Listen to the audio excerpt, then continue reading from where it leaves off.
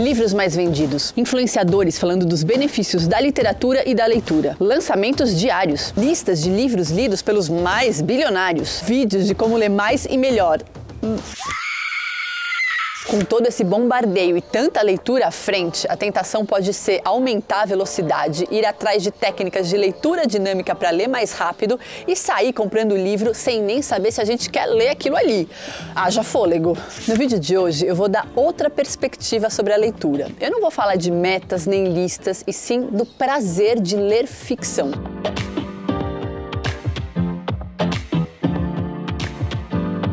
Mais especificamente, da forma como um escritor lê um livro. Soa difícil, né?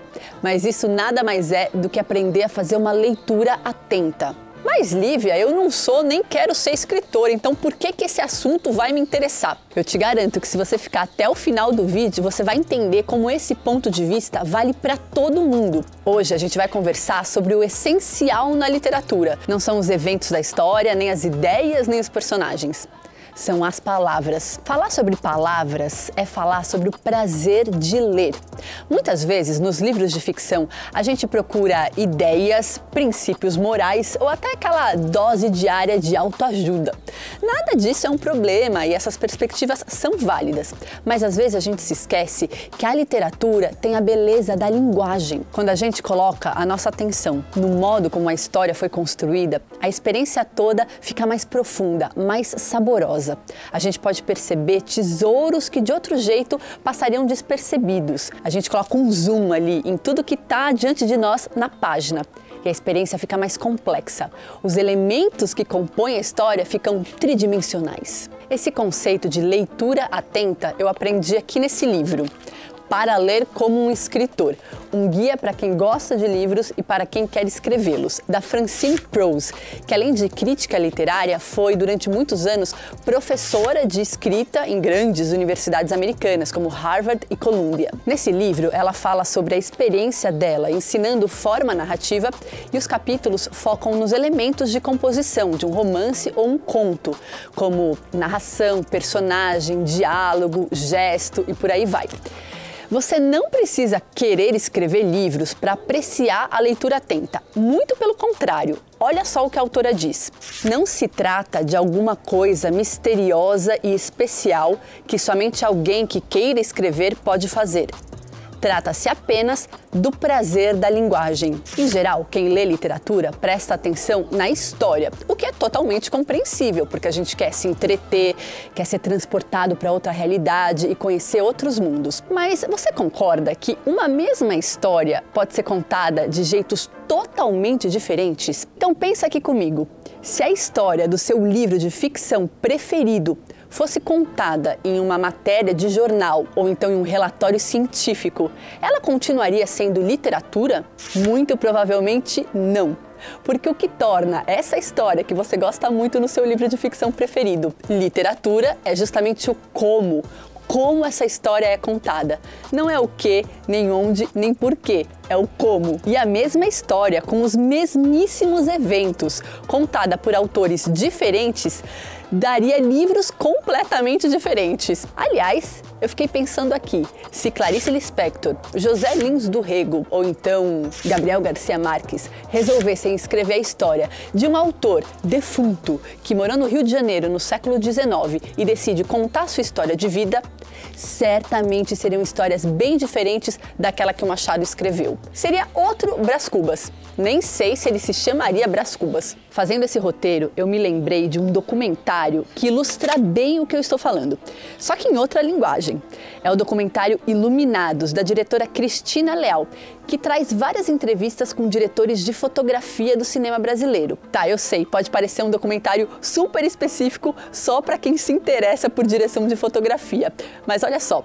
Os diretores receberam um desafio. Eles tiveram que iluminar uma mesma cena. Todos receberam a mesma página de roteiro, a mesma cena, com as mesmas indicações, rubricas e tudo mais. E os resultados são completamente diferentes uns dos outros. Se você se interessa por esse assunto, o link para assistir o documentário está aqui embaixo na descrição do vídeo.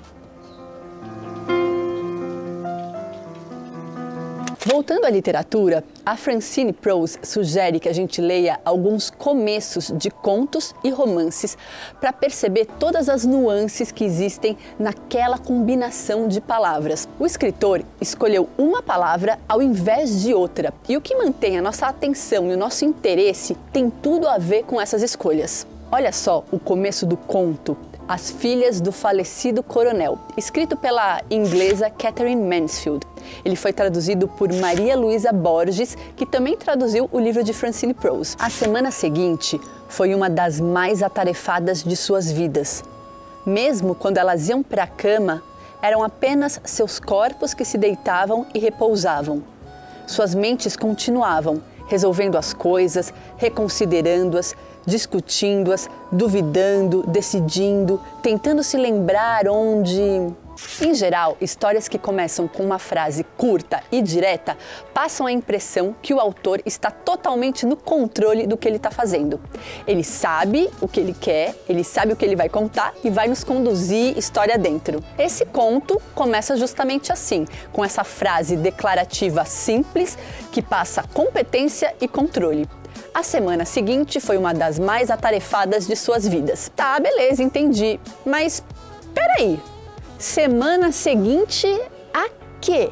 Percebem como essa palavra é totalmente fundamental na frase? Não é a semana foi uma das mais atarefadas de suas vidas, e sim a semana seguinte foi uma das mais atarefadas de suas vidas. A palavra seguinte faz referência ao evento que muda completamente a vida das personagens. Duas irmãs que ainda estão elaborando a morte do seu pai, um general tirânico que controlava a vida delas com mão de ferro. Esse evento muda tanto a vida das personagens que a autora opta por não nomeá-lo. E o final do trecho é cheio de verbos no gerúndio, que falam muito mais de ações abstratas do que práticas. As irmãs estão reconsiderando, duvidando, discutindo e por aí vai.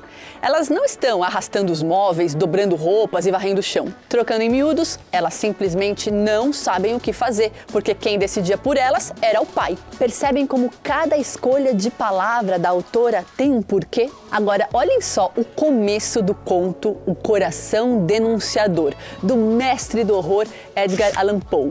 Esse conto foi traduzido por Paulo Schiller e está nesse livro aqui, Contos Fantásticos do Século XIX, escolhidos por Ítalo Calvino. É verdade, nervoso. Eu estava assustadoramente nervoso e ainda estou. Mas por que você diria que estou louco? A doença tinha aguçado os meus sentidos, não destruído, não amortecido. Acima de tudo, aguçado estava o sentido da audição. Eu escutava todas as coisas no céu e na terra. Eu escutava muitas coisas do inferno. Como posso estar louco?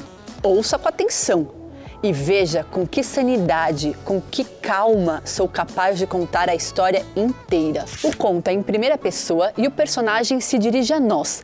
Suas primeiras palavras são "é verdade", ou seja, de alguma maneira ele está pedindo para o leitor e para a leitora acreditarem no que ele vai contar. Além disso, esse começo traz um sinal de exclamação, intensificando tudo. A exclamação muitas vezes é usada para indicar que alguém está gritando. E você concorda comigo que quem grita costuma estar com os nervos alterados, fora de si?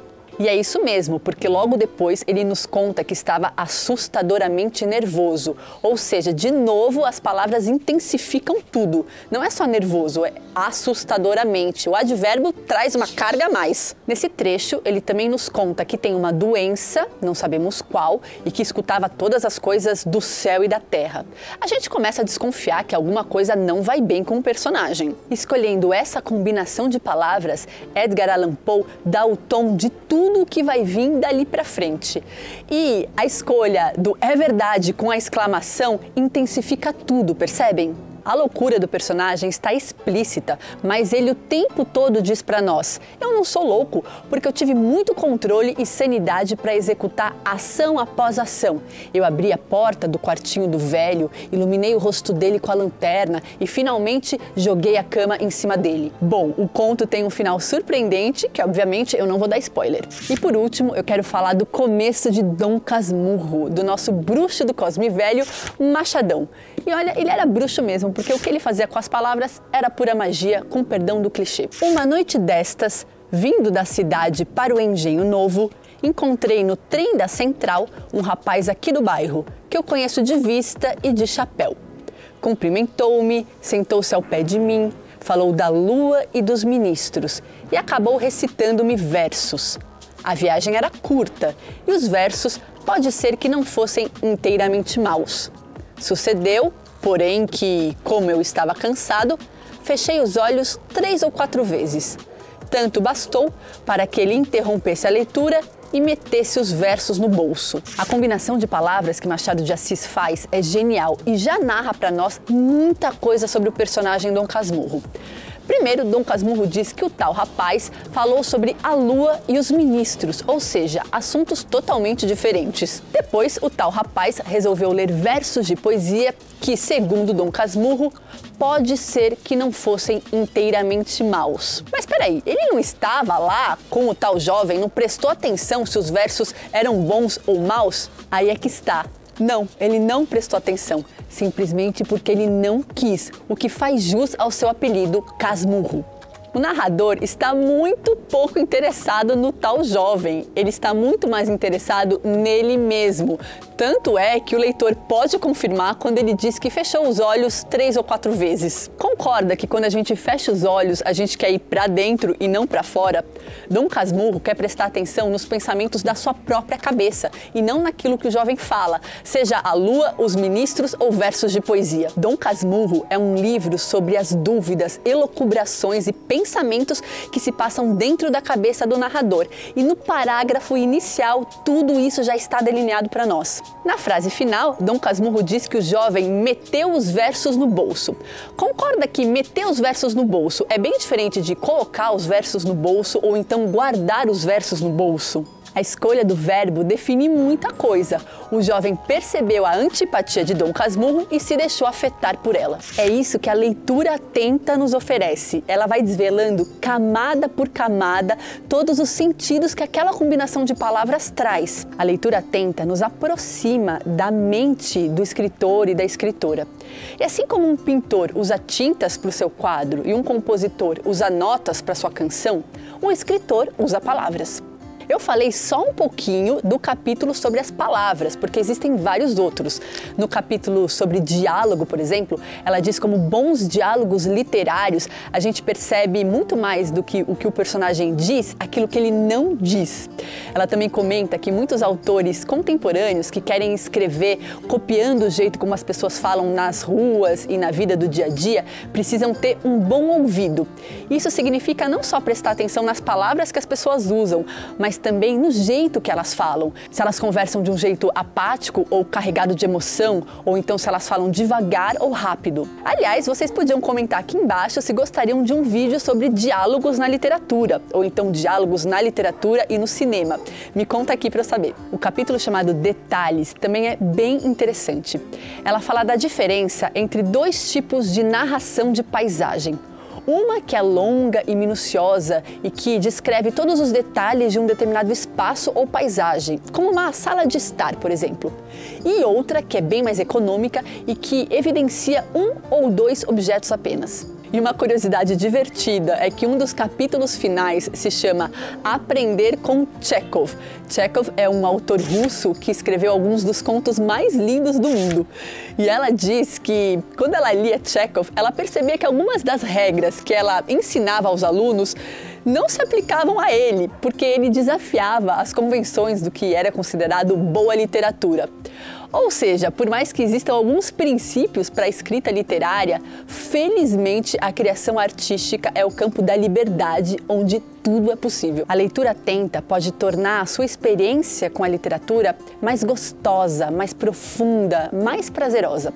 Eu sei que o nosso dia a dia é super acelerado, a gente tem um monte de coisa para fazer e nem sempre a gente consegue se disponibilizar para desacelerar e mergulhar assim em uma história. Eu sei bem o que é isso porque eu também sofro disso, acreditem. Mas com esse vídeo fica aqui o convite para você experimentar. E já que a gente falou de começos de contos e romances, me conta aqui embaixo quais são os começos de livros que você mais gosta. A gente se vê na próxima quinta-feira com mais um vídeo. Tchau!